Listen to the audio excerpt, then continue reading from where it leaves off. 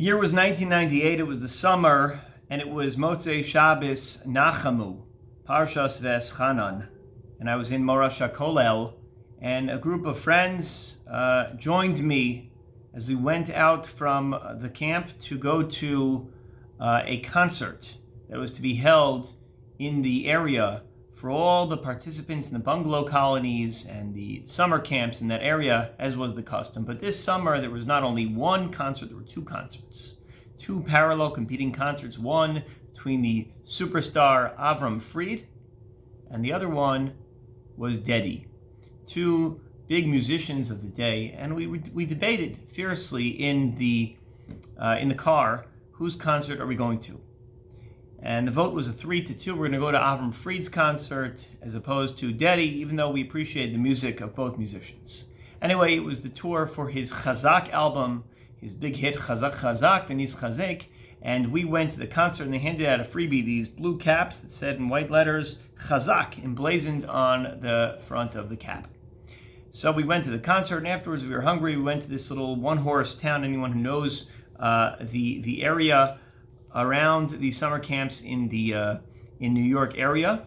So in the Catskills, there's a little area called Woodburn, and in Woodburn there's basically two restaurants back then. There was a pizza shop, there was a Chinese store, and another debate broke out. Do we go to the Chinese restaurant or do we go to the pizza shop? So we voted again, and the Chinese restaurant won the vote, and we went in there, and as we were ordering our food, who should walk in to the restaurant? None other than Dedi, the other musician from the other concert that we didn't attend. And we were embarrassed, probably because we chose not to go to his concert, and we started telling him what a great set he had, what a great concert. And he looks at us and he says, "Very nice hats, gentlemen," looking at the hat as it said on top, Chazak, knowing full well that we attended the other concert. And Dedi's cheerful attitude, his good disposition, how comfortable he was in his own skin, made me realize that not everybody feels that way. Most people, they see the way someone else is dressed, they see what someone else is wearing, and this threatens them, and it makes them feel somehow less than significant, less than appreciated and welcomed.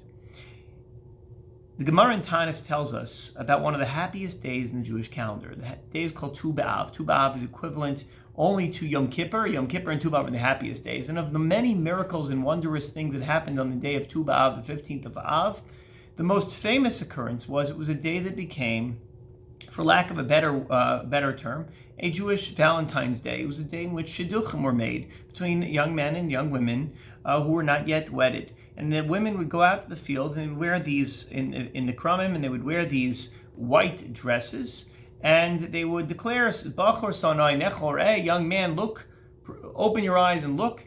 And the shidduchim were pretty much instantaneous. Everybody would meet the right person, they would get married, and it was the answer to the age-old shidduch crisis. They would go out and pick their mate, and it would be as simple as that. If only it was as simple as that today. Now, the strange thing is, the Gemara tells us that they weren't all similar. Some were from wealthy families, some had families that were miyuchasim, that were from illustrious rabbinic families. Others maybe didn't have yichus and didn't have wealth, but they had good looks.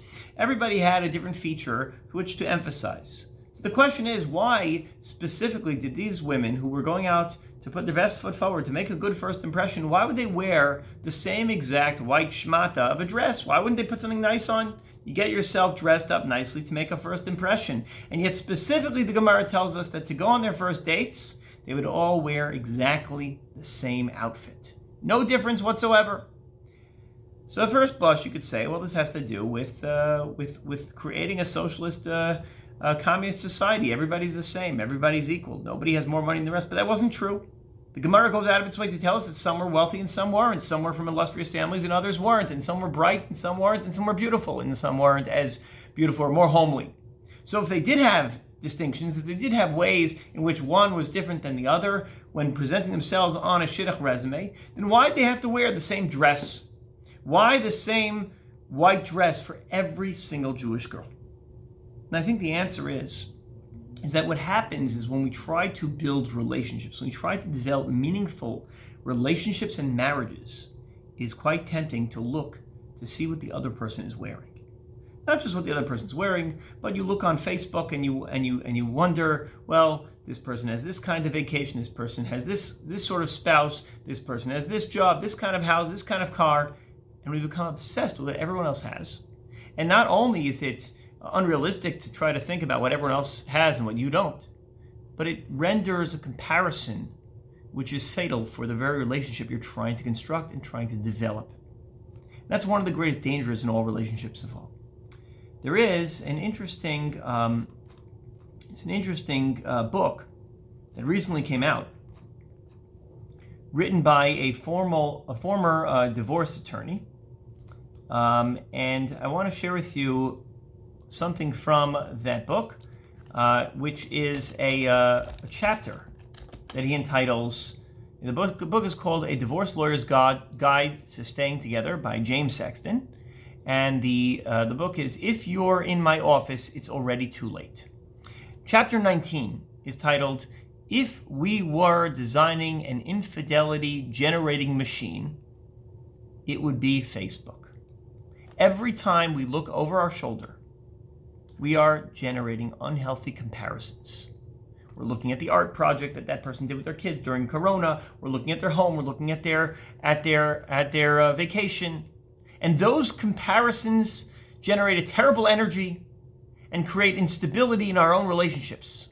Chazal understood that when it comes to the Jewish festival of love, the key to loving the life you have is not to focus on someone else's life.